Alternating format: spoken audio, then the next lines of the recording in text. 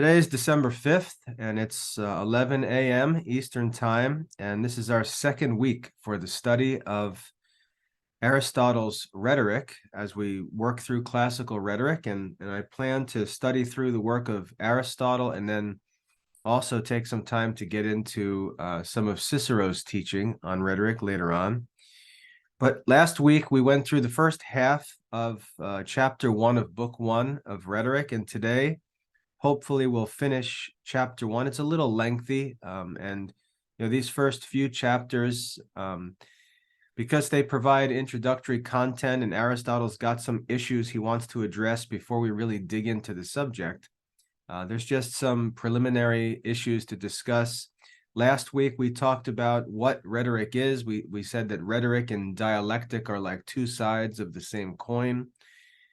For dialectic, just so you know, dialectic is the art of what's called dialectical reasoning. That's taught in Aristotle's Topics. That's the kind of reasoning that's done by Socrates in Plato's dialogues. Not to be confused with demonstrative reasoning, which Aristotle teaches in the Analytics. And we'll see Aristotle throughout rhetoric. We'll see him referred back to the Topics now and then, because that's where the art of dialectical reasoning, the kind of reasoning that rhetorical arguments are based on, that's where that comes from. So you'll see him referred to the Topics. But in that first chapter, what we studied so far, he introduced rhetoric, talked about what rhetoric is, why rhetoric is, in fact, a liberal art, because it's an art that, well, I should say it's a skill that some people accomplish by chance. Some people do it by talent. Other people do it, however, through some kind of training or discipline, he says. And therefore, since we can see that it's not just a talent that some people have, but it's also something that can be learned, an art, therefore, can be developed and studied by which anyone who takes up that art can accomplish the ends of rhetoric. So rhetoric is proven to be a liberal art, just like dialectic, and rhetoric is one of the three arts of the trivium: grammar, reasoning, and rhetoric. So we talked about that. Then Aristotle spent a lot of time in that first chapter talking about what's wrong with most people's idea of rhetoric. He said most people just want to try to figure out how to win their argument. They just want to figure out how to persuade a judge to side with them, even if they do that by dishonest means, even if they do that by manipulating the judge, by appealing to his emotions, by appealing to his personal concerns, bribery, and things like that. And so Aristotle said none of that has anything to do with rhetoric. That's not even proper for a good, honest man. So no one would be interested. No one who's good, no one who actually is studying moral philosophy, for example, would be interested in learning how to just make the judge agree with him. That's not the purpose of rhetoric.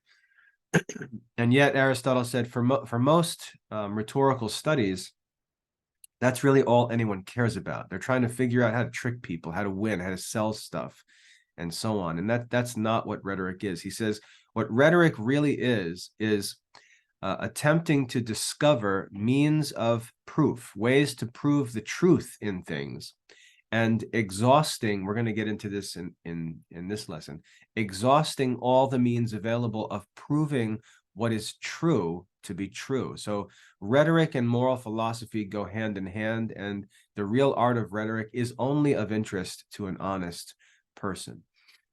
And then he went into a talk about why there's so much trouble with judges being bribed and misled by people or manipulated. He explains that it's the state's fault because they don't make good laws. They leave the judges too much power. They put too much pressure on the judges. The legislators don't make laws that are specific enough to define all the situations, to detail all of the circumstances and conditions of crimes. The laws don't spell out what the sentences or punishments should be explicitly, and they just leave all of this stuff to judges. And that gives the judges too much power. And Aristotle explains, in society, we're not going to find a large number of wise and virtuous judges. And therefore, anytime that the state makes itself dependent on a judge, the state's just asking for trouble and giving sophists or deceivers, just giving them the opportunity that they need. So Aristotle says we should eliminate that by making really clear, explicit laws that take power away from judges and deny sophists the opportunity to manipulate. He said it's easier to find a couple of wise men to make laws than it is to find lots of wise men to fill all the judges' seats in all the courts throughout a country. And therefore, the law should try to take as much power away from judges as it can. And if it does that, it just destroys all of this fake rhetoric and chases these sophists out from the courtrooms. So that's where we're going to pick up today in chapter 1 of book 1. We're on page 5 here in the text.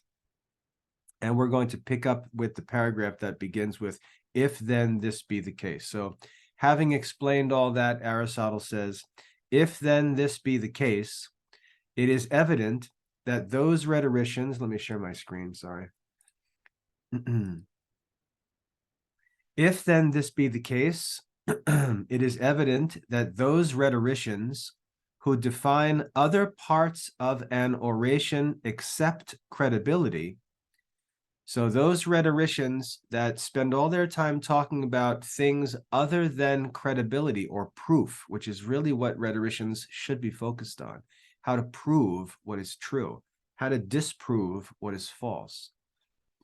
Those rhetoricians who define other parts, who spend their time talking about other things, such, for instance, as what the proem, or the introduction, what the proem or the narration should contain. The narration is a part of a speech, a classical speech, where the speaker would sort of tell the history, narrate the story of what happened, and use that story to try to manipulate, try to provoke emotion, mislead people, and so on.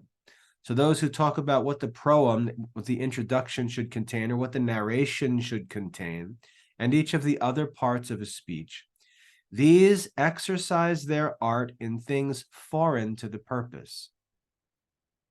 For in these other parts of speech making, they effect or accomplish nothing else except delivering the method by which the judge may be influenced.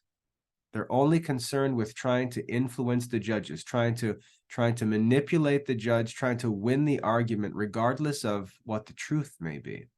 And people ask this all the time. People ask things about, let's say, a defense lawyer. They'll say, if you're a defense lawyer and you know that your client committed the crime, should you try to, persuade the jury or persuade the judge that he's innocent?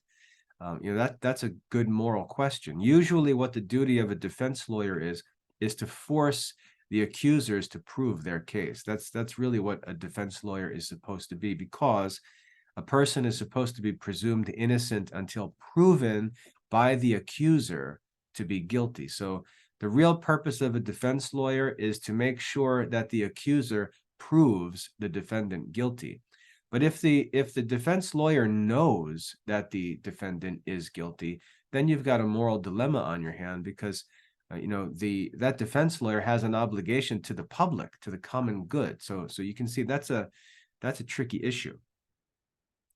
But in most of these cases, these speakers, Aristotle says, these rhetoricians, they don't even care about the truth. They're just trying to win, whether it's for their own money or whatever. And sophists were employed in the ancient world just to try to win cases on behalf of wealthy clients. And this is the kind of thing that Aristotle's fighting about, because it perverts judgment and leads the state away from the service of the common good, which is the whole purpose of the state. So he says, in these they effect nothing else except delivering the method by which the judge may be influenced. But they demonstrate nothing respecting artificial credibility. And this is a key phrase here, artificial credibility. This is, according to Aristotle, this is the real purpose of rhetoric. The real purpose of rhetoric is to develop our ability to discover proofs. That's the real purpose of rhetoric. What he calls artificial credibility. Credibility means The ability to prove things, right? The ability to actually be persuasive, that's credibility. Artificial means the human skill of doing this. So artificial credibility is the skill of inventing proofs. That's the real skill of the art of rhetoric, the ability to invent or discover, to creatively find proofs for things, for the truth. He says, viz, that means namely, whence someone may become enthematic. And this is a vocabulary word that's exclusive to the art of rhetoric. This word enthematic.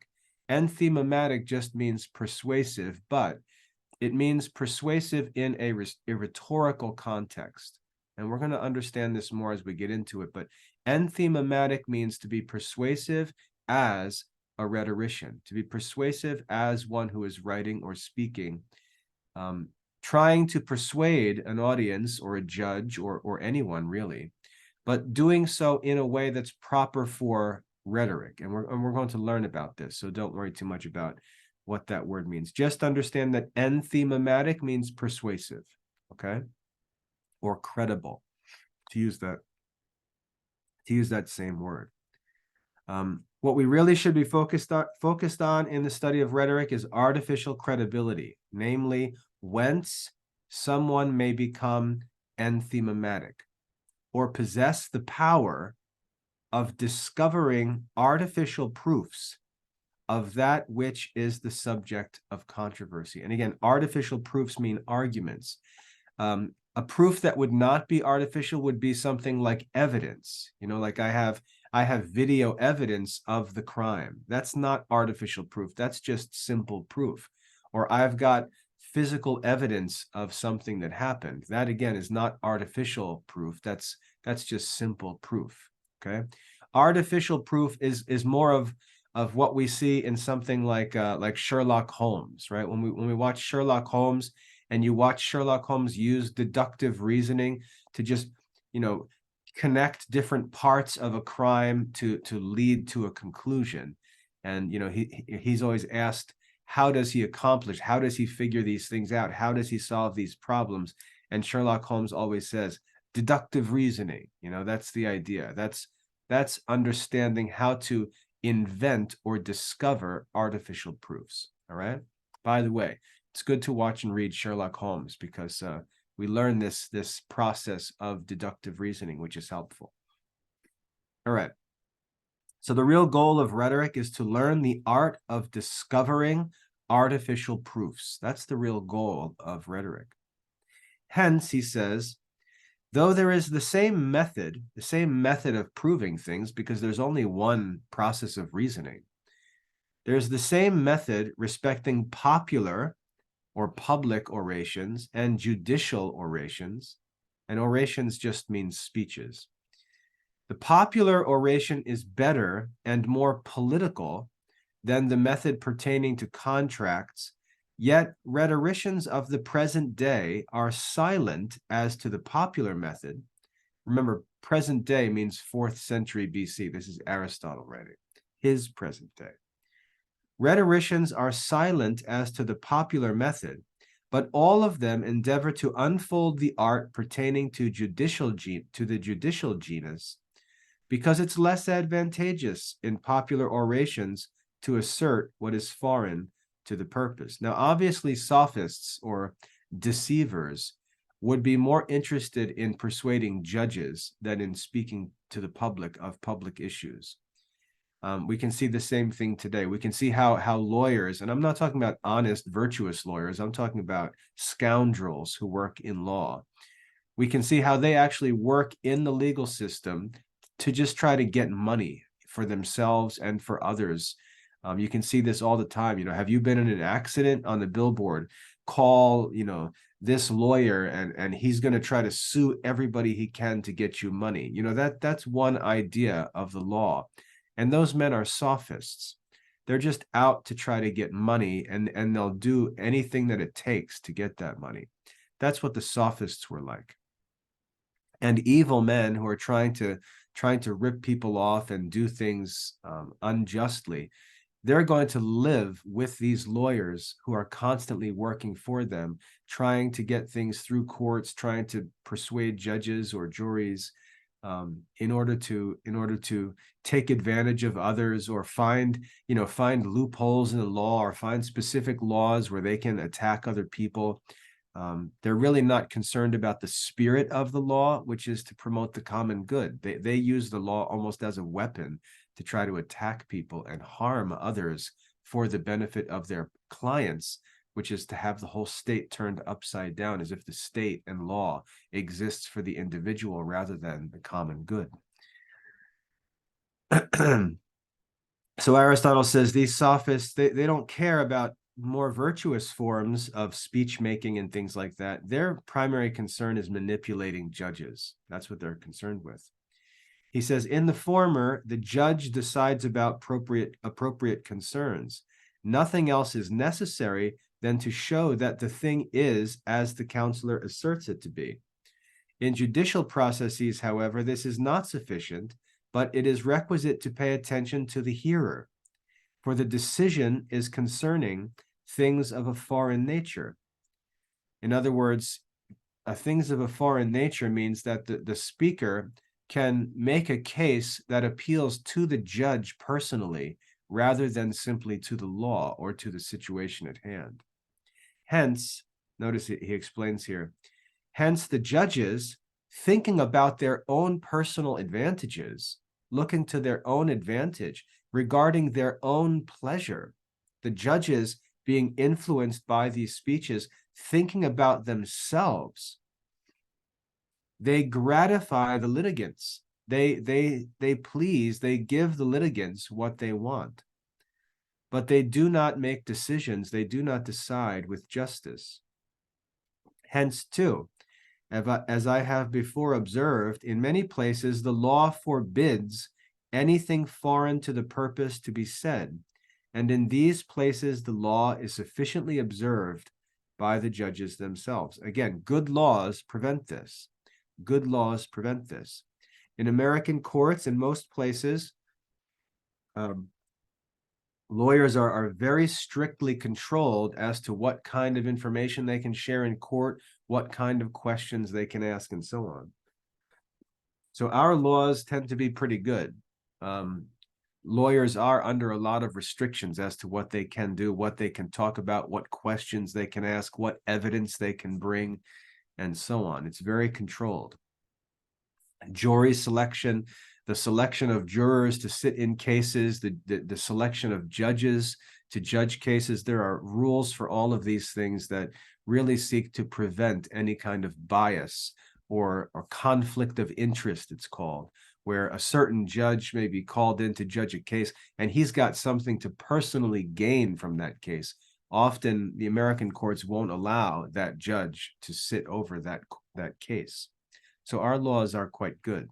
Aristotle's dealing with the state of laws, 2,400 years ago, when these things weren't developed yet. Even before the Roman Empire, where law and order really got established well. All right, keep moving here. Since, however, it is evident that the artificial method is conversant with credibility, that's really what we're going to focus on.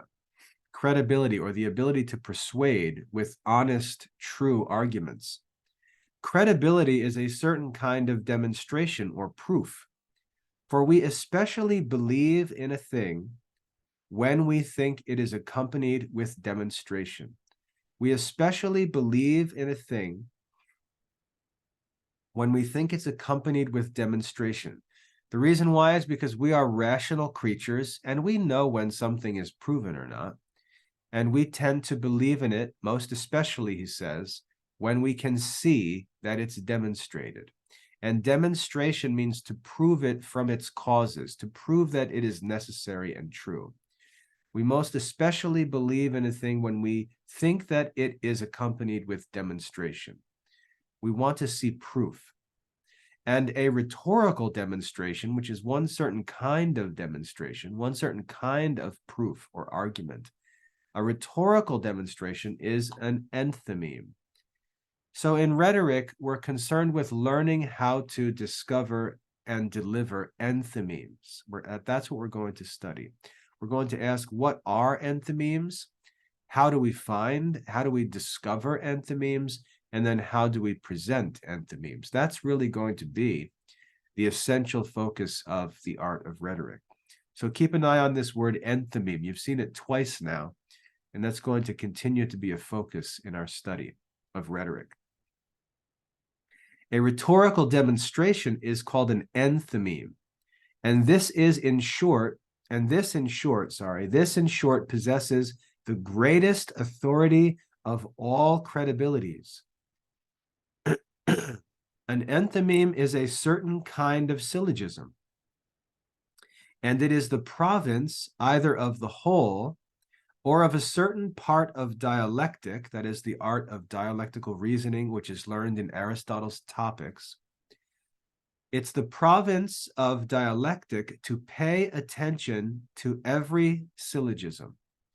This being the case, it is evident that he who is eminently capable of surveying this, namely, from what propositions and how a syllogism may be made, he will be especially enthymematic. So in other words, the study of dialectic, where we learn the art of dialectical reasoning, the person who is the best at dialectical reasoning is also going to be the best rhetorician, because really to be enthymematic or to be credible is simply to be able to discover persuasive arguments. So that brings us back to the original discussion at the opening of chapter 1, where he said, dialectic and rhetoric are two sides of the same coin. They're counterpart to one another. This is why, because they both deal with dialectical argument, dialectical reasoning. They both deal with it. They just deal with it in different ways. We're going to see, he's going to explain this, but the dialectician is concerned with pursuing investigations, as we see St. Thomas do in the Summa Theologica. We see this, or Socrates in Plato's dialogues. We see him asking questions and then taking the answers and using them to reason, and he's seeking to prove things by means of dialectical reasoning. The rhetorician is really doing the same thing, except because he's working in a different context, he's not going about it the way Socrates did. He's going to go about it usually by giving a speech rather than by interrogating someone. So these are the differences, all right? But in order to prepare well for rhetoric, you've got to study the art of reasoning, because rhetoric, really, true rhetoric, all it comes down to is the ability to discover artificial proofs. That's what rhetoric is about. That's the hard part. When students have to write essays and things like that, it's not hard to write an essay. It's not hard to speak to an audience. What's actually hard is to come up with the arguments. What's hard is to come up with the proofs for your position, or to come up with the refutations of your opponent's position. The discovery of proofs, that really is the hard part. And it's an art. It's something that you can learn. You can actually become efficient at it. And that's what Aristotle's arguing here. That really should be your focus in rhetoric, just learning to prove your position and to find ways to disprove the opponent's position honestly and truly, because you should be trying to establish the truth and present the truth to the people for the common good. That should be the only thing a rhetorician is ever seeking. And so you've got to study dialectic, and ultimately, rhetoric is simply an application of the principles of the art of dialectic to rhetorical circumstances, like speeches and things like that. So there's no way to just focus on rhetoric and ignore dialectic. You can't just practice rhetoric. That's just going to be sophistry. You're just going to be practicing how to manipulate people, how to trick people, how to con people into things like a salesperson. That's not true rhetoric. Okay.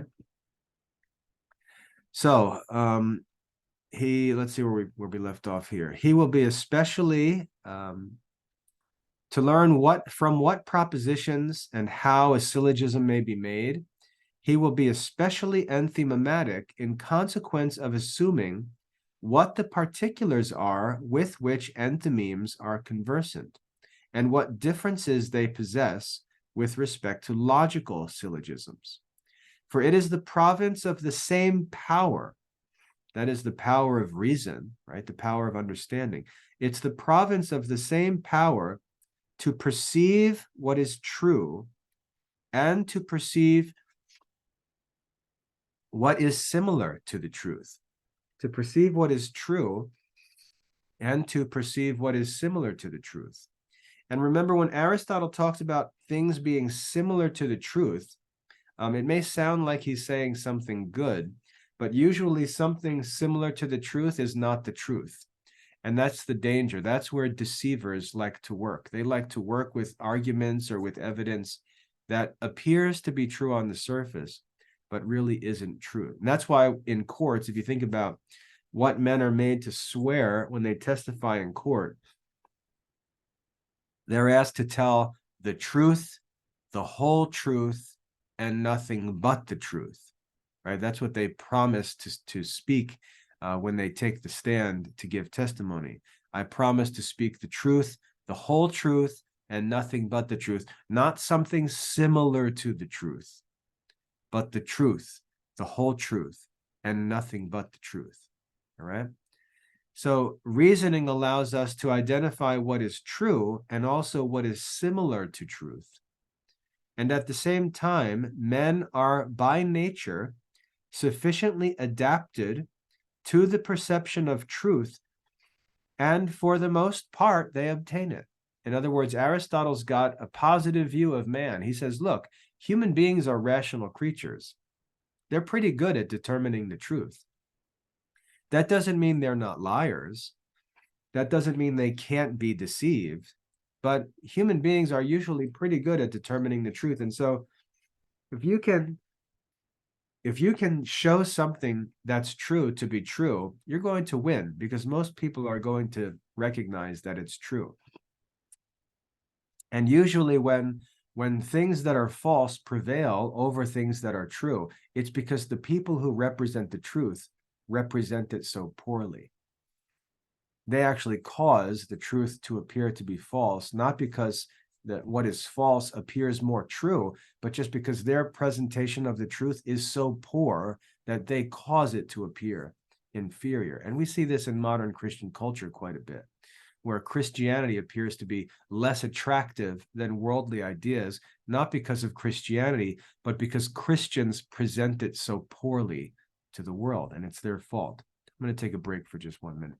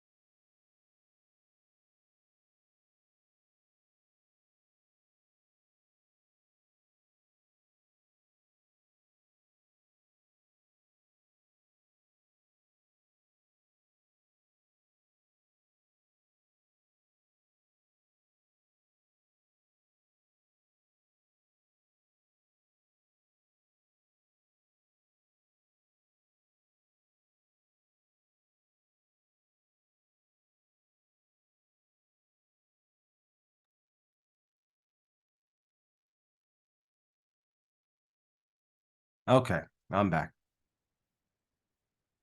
All right, so where we left off there was Aristotle was explaining that it is the province of the same power to perceive the truth and to perceive what is similar to the truth. That is reason.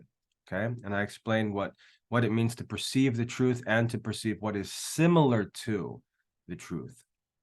He says, at the same time, men are by nature sufficiently adapted to the perception of the truth and for the most part obtain it, unless they're deceived or there's some other influence. But normally, if you can present the truth to men without ruining it, without making it appear ridiculous, men will recognize that it's true. And this especially applies to the Christian life, obviously. The reason why many reject the Christian life is often because those who present it so poorly, so inaccurately, that they cause the truth to appear to not be the truth. And that's their fault. And that's got to do with rhetoric, really. Hence, he who sagaciously conjectures probabilities is disposed similarly to him who perceives truth. We've got this phrase here, obviously difficult. Sagaciously means wisely. He who wisely or shrewdly conjectures means to find or discover, and probabilities means proofs. He who sagaciously conjectures probabilities is disposed similarly to him who perceives truth. That others artificially discuss things foreign to the purpose, things that don't pertain to credibility or proof, and why they especially incline to judicial precepts is evident from what has been said. But rhetoric is useful because things that are true and just are naturally more excellent than their contraries. Things that are true and just are naturally more excellent than things that are false. And rhetoric is useful because it helps us to prevent what is true from being made to appear false. What is true and just is naturally more excellent than the contrary. We simply have to try to not screw it up. That's the real challenge in speaking. So that unless judgments are formed according to what is fit, what is more excellent will be vanquished by its contrary. In other words, what is false can defeat what is true when the people representing what's true don't present it effectively. That's what should drive us to study the art of rhetoric, to avoid the danger of presenting the truth in a way that is so poorly presented that it appears to be false, or giving those whose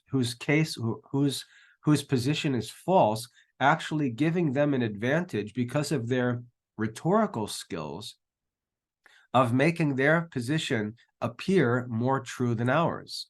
So we want to take away every possible obstacle that stands in the way of us presenting the truth justly, so that we're not the stumbling block that causes the truth to fail and allows other people to be deceived.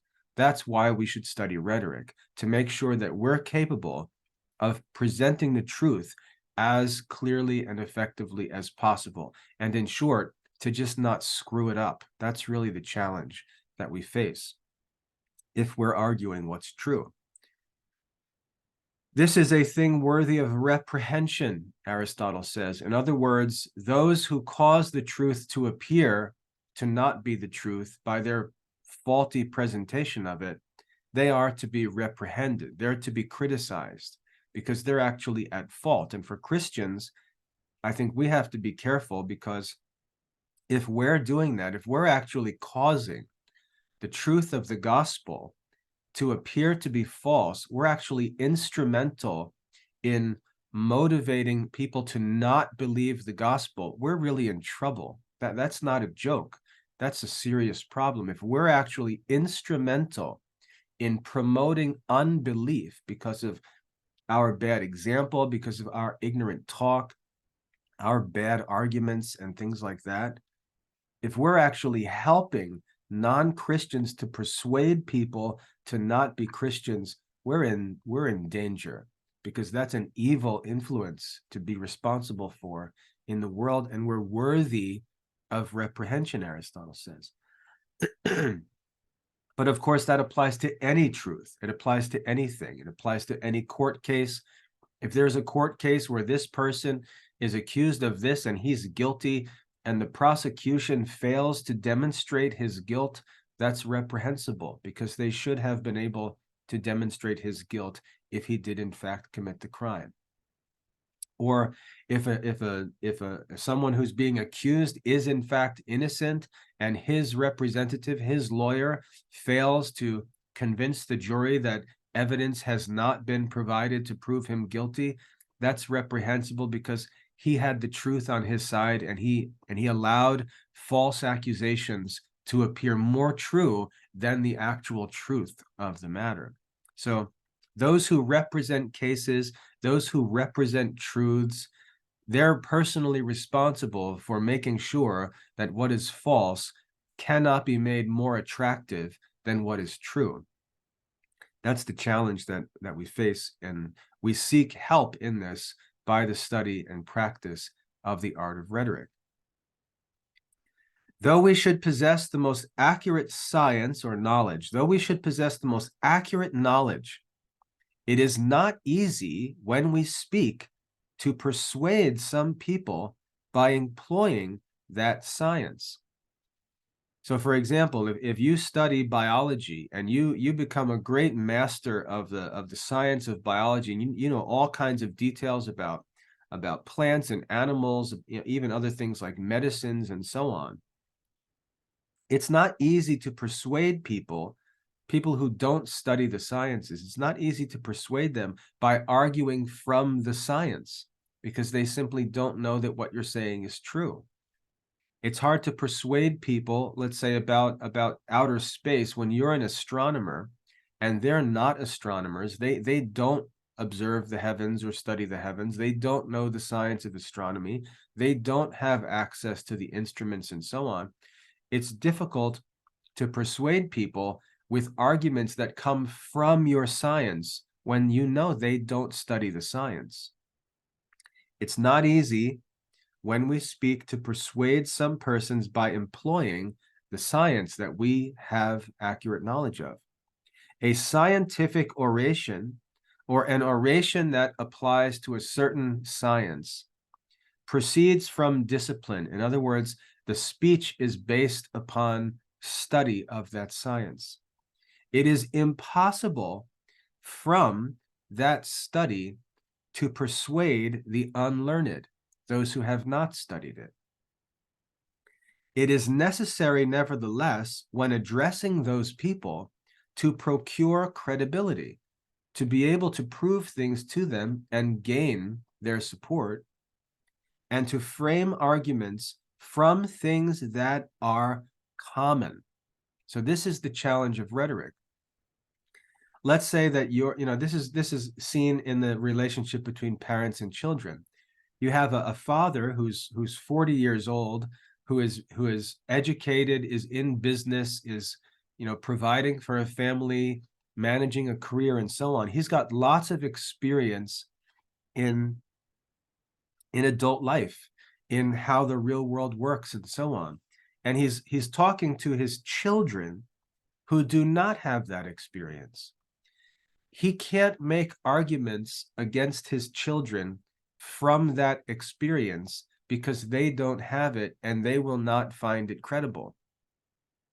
For example, if a father argues from his experience with his children may just think, well, that's not going to be true for me. I'm going to do things differently.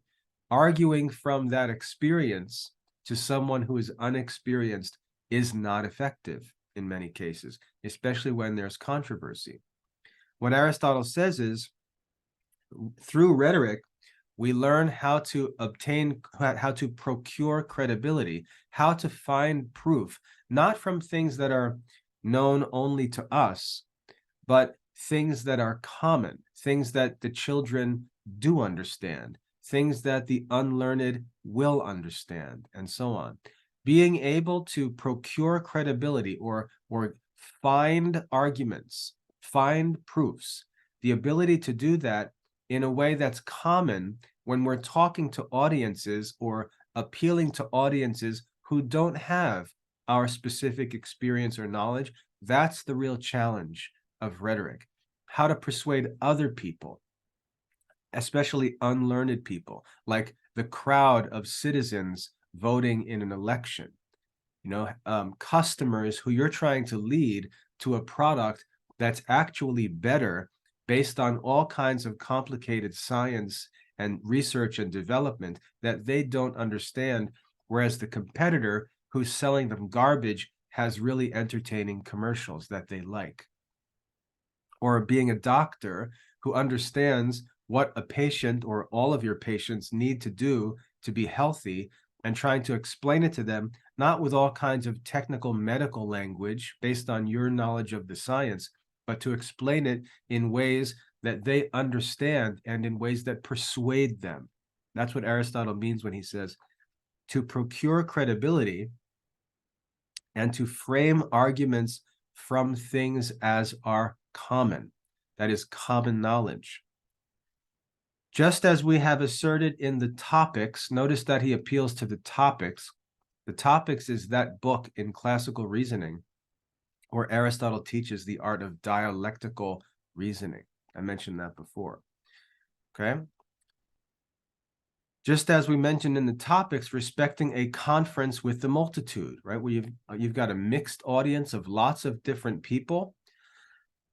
Some of these people may be mothers and housewives. Other of these people may be learned professionals. Others may be craftsmen and manual laborers. And you've got this mixed audience. This is really what a priest has to do in a homily. He's got to address a mixed audience. He's got to be able to find arguments that are based on common knowledge, things that appeal to everyone in the audience. He can't just, go wacko on theology issues or get into all kinds of complex philosophy that he studied in college and seminary while he's talking to some manual laborers in the parish or some families and children. He's got to find arguments and understand how to prove things with information and arguments that are common to the people, that are appreciated by everyone.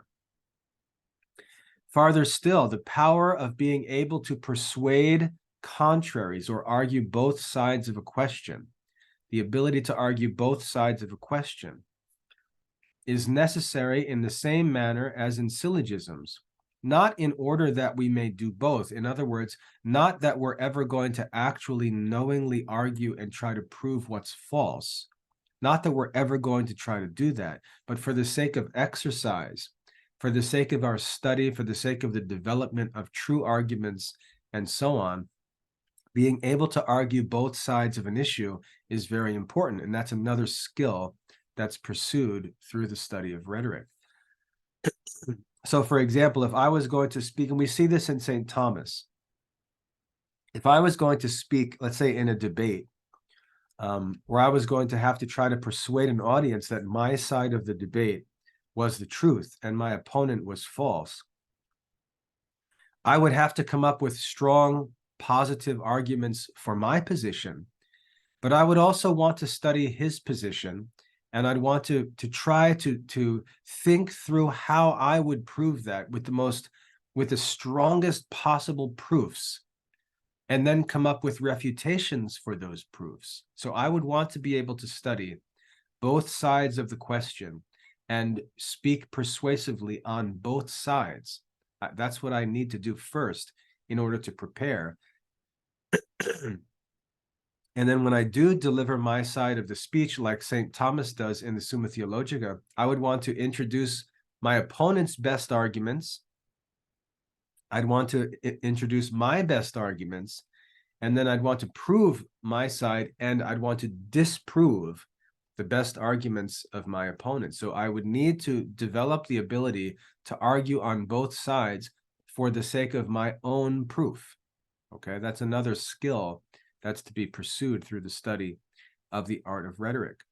Not that we may actually do both and ever take up the cause of what we know to be false, because it is not proper to persuade what is base. We can never allow ourselves to defend a false cause, but that we may not be ignorant how contraries subsist, and that when another person employs those arguments unjustly, we may be able to solve them or refute them. So we need to learn how to argue both sides of an issue.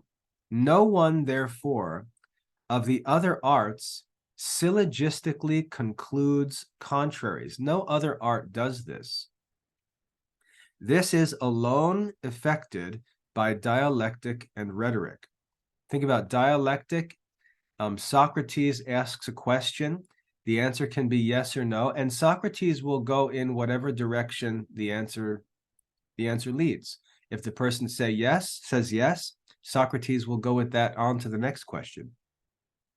If the person says no, Socrates will go on with that to the next question. He'll argue contraries and draw them out to their ends, proving that the false is false and proving that the true is true. Only dialectic and rhetoric do this. Only dialectic and rhetoric argue both sides of an issue, because they're both conversant with contraries. Though the things which are the subjects of their consideration do not subsist similarly, so dialectic and rhetoric are not the same thing, there are differences, but always, as I may say, things which are true and naturally more excellent are more syllogistic. So the truth is more probable, the truth is more credible, and is adapted to procure persuasion. The truth is persuasive. Besides, it is absurd that it should be shameful for a man not to be able to give assistance to his body, and that it should not be shameful for him not to be able to assist himself by the reasoning power, which is more the peculiarity of man than the use of the body. What does that mean? He says, if a man's body was weak, because some people will object to rhetoric. Some people feel like rhetoric, even if it's true, is kind of manipulative and tricky. Like they say, just say the truth plainly. Just say it plainly, black and white. Don't try to develop arguments and try to be persuasive. Just say the truth plainly. Some people will argue that we shouldn't study rhetoric or we shouldn't employ the art of rhetoric. But Aristotle argues that that's really stupid, because it's like saying that a man shouldn't try to strengthen the power of his body, but just use it as it is. And any effort to strengthen himself, any effort to make his body more coordinated or more agile or stronger or to have better endurance, any effort to improve the condition of the body would be a bad idea. We shouldn't do that. We should just work as we are, just simple, plain work. And Aristotle says, if the soul and reason is greater than the body, how is it reasonable to say that it's good to work to strengthen and improve the body, but not to strengthen and improve this power of persuasion, which is actually more noble a work than the work that's done by the body? So anyone who objects to rhetoric, it's comparable to rejecting to physical exercise or nutrition. Just a really dumb idea. We praise people who work to make themselves healthier and stronger because we appreciate the health and improvement of the body. But when people seek to make their reasoning and understanding better, we criticize them as if that's unnecessary. And we see people do this all the time, criticize education, criticize these sort of studies and so on, as if the body should be improved, but not the soul. Just another argument against rhetoric, which Aristotle is dealing with here. If it should be objected that he who uses unjustly the rhetorical power, so some will say, yeah, but rhetoric is just used to trick people. It's just used for evil.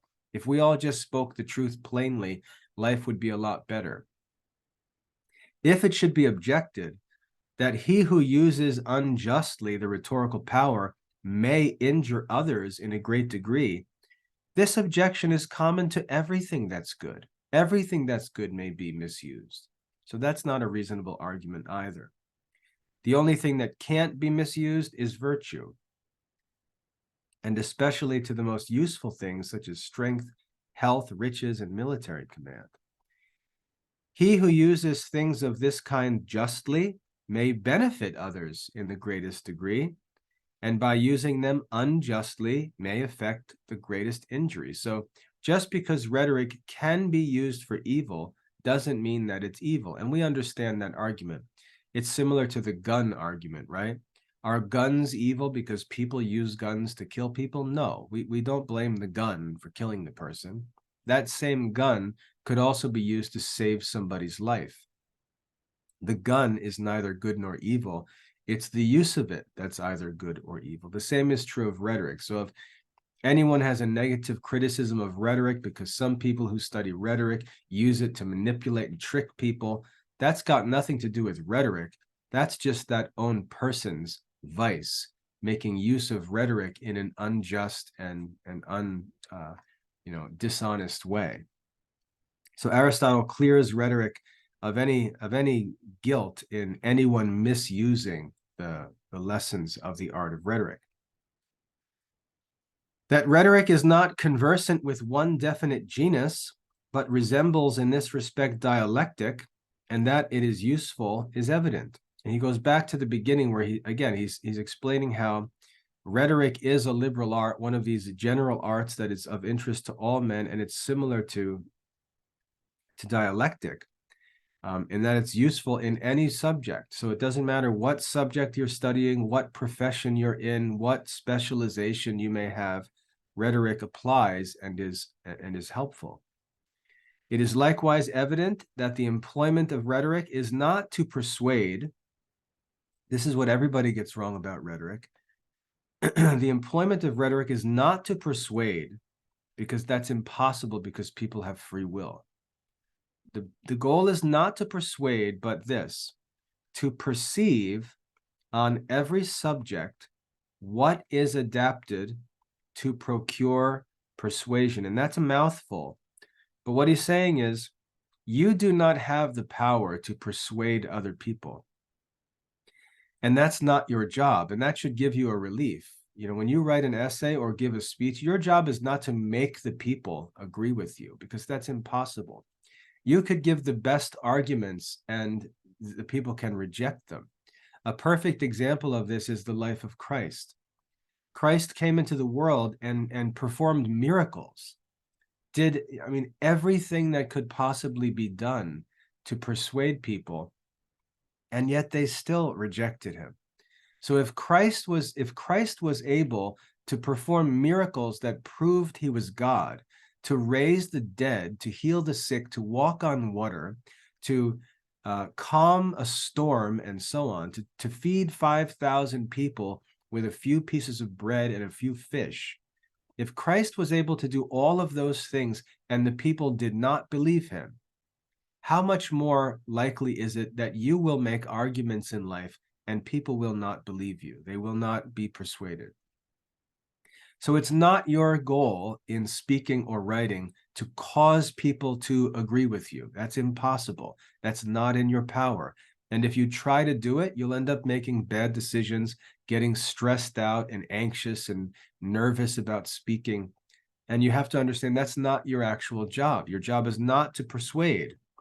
Your job in rhetoric is to perceive or recognize on every subject you speak of, on every subject you write of, to perceive what is adapted to procure persuasion. In other words, what would persuade a reasonable person.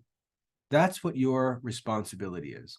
Your responsibility is to come up with arguments, to come up with proofs, to come up with evidence that would persuade a reasonable person, because your audience may not be reasonable. Your job is not to persuade an unreasonable audience. Your job is to perceive what would be persuasive to a reasonable audience. That's the duty of of a rhetorician. It is not the business, for example, of medicine to produce health. The doctor doesn't make people healthy. That's not what he does. The doctor does not make anybody healthy. He's not under obligation to cause the patient to become healthy. That's not what medicine is. The goal of a doctor is to do everything possible that may procure health. That's what medicine is for. The doctor's job is to examine the patient, use his expertise in the study of health and medicine to identify what the cause of the problem is in the person's body. He's then to prescribe a remedy for that problem, not just give medicine to cover the symptoms. He's to figure out what the cause of the problem is and then explain to the person how to remove that cause and end the problem and recover their health. And that's all that the doctor can do. If the person chooses to go home and ignore what the doctor said and continue to do the same things, that doctor will have no ability to lead that person to health. And that's not the doctor's job. The doctor's job is to examine the patient, diagnose the cause, recommend the remedy, and then he leaves the result to the patient to decide what to do. That's how rhetoric works as well. It's not the speaker or the writer's job to make the person believe the truth, because it's impossible. It's the writer or the speaker's job to study to know the truth, to understand how to prove the truth, and then to present the arguments and evidence that would lead a reasonable person to be persuaded of the truth. That's the rhetorician's job, just like a doctor. In addition to what has been said, it is the province of the same power to perceive what is persuasive and what appears to be so. And remember, just about any time Aristotle uses the word appears, he uses it in a negative way. That is, to appear falsely, okay? So it's the province of the same power to perceive what is persuasive, but also what only appears to be persuasive, but is not actually true. Just as it is the province of dialectic to discern what is true and what is only an apparent or false, deceiving syllogism. So make sure you remember that when Aristotle uses the word apparent, it's almost always a negative. It's not true. It appears to be true. That means it's false. So that's the idea of appearance. And here, an apparent syllogism is not a syllogism. It's something that appears to be a syllogism, but actually is not. The sophistical art does not consist in the power of reasoning. Sophists are not actually interested in reasoning, but in deliberate choice, that is, in persuading people to make decisions according to their own, that is, according to the speaker's will. They're trying to affect decisions. They're really not interested in reasoning. Except that here in the rhetorical art, one man will be a rhetorician from science and another from deliberate choice. Again, this idea of deliberate choice is when people think about a controversial issue and then make a decision. Aristotle says that's where sophists focus. They focus on choices that are made after deliberation because they try to influence those choices. They're not interested in reasoning. They're not actually interested in science or truth. They're just interested in that process of decision-making because that's where they can deceive people. Think of the serpent in the Garden of Eden. Eve is in the garden and the serpent approaches her because she's got a choice to make, whether she's going to eat this fruit or not. And the deceiver, the serpent, who is a sophist, he gets in there and tries to influence her decision. And of course, he does so. And Eve said, the serpent deceived me, right? That's sophistry. She's got a choice to make. That's where the deceiver likes to go. He likes to work on those who make choices, make decisions. There, however, in dialectic or logic, the sophist is from deliberate choice, but the logician, that is the true expert or student of logic, the logician is not concerned with deliberate choice, but with the power of reasoning. So that brings us to the end of chapter 1. There's a lot of information in that chapter, but what I think you need to realize, to bring it all together, and I'm going to wrap this up now because we're running out of time. Aristotle is simply explaining a few important concepts to get us started with rhetoric. First of all, he's explaining that there's a relationship between dialectic and rhetoric. Okay, there's two different arts, but they're related. Rhetoric is counterpart to dialectic. They're like two sides of the same coin. They both deal to some degree with the same skill, which is syllogizing or making arguments, but they do so in two different contexts. The dialectician is more like Socrates in more of a philosophical context. The rhetorician is usually speaking or writing to an audience, trying to lead them to persuasion in a certain direction according to what's true or more probable. So rhetoric and dialectic are related. The skills that are gained through dialectic are used in the art of rhetoric. He explains that many people talk about rhetoric, talk about public speaking, talk about writing, but they're not actually interested in the real goal of speaking and writing. They're not interested in making the truth appear to be as credible as possible. They're interested in trying to get other people to side with them. And that's not true rhetoric. That's just sophistry. That's just salesmanship. So he says that's not what we're going to do. We're interested in studying to learn the truth, to defend the truth, and to refute what's false. That's the real goal of the study of rhetoric.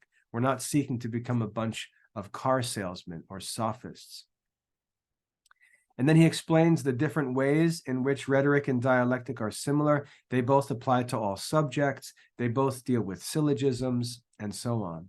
And he explains what false rhetoric looks like, what the sophist is interested in, where the sophist likes to focus his attention, and so on, and shows that dialectic and reasoning and rhetoric are not interested in that. So he makes a distinction between true and false rhetoric, and he makes a connection between dialectic and rhetoric. That's really the purpose of chapter 1 of book 1 of the Rhetoric. So what I recommend is you study this for yourself now. Study all through chapter 1. Study to make it your own. Take notes. Make sure you understand every line in the chapter. If you come across anything in the chapter when you read and study it on your own that you don't understand, you can review these videos or just write and ask any questions you have. But I want you to study it on your own to understand every single line, and then complete the assignments that are provided in the course to develop.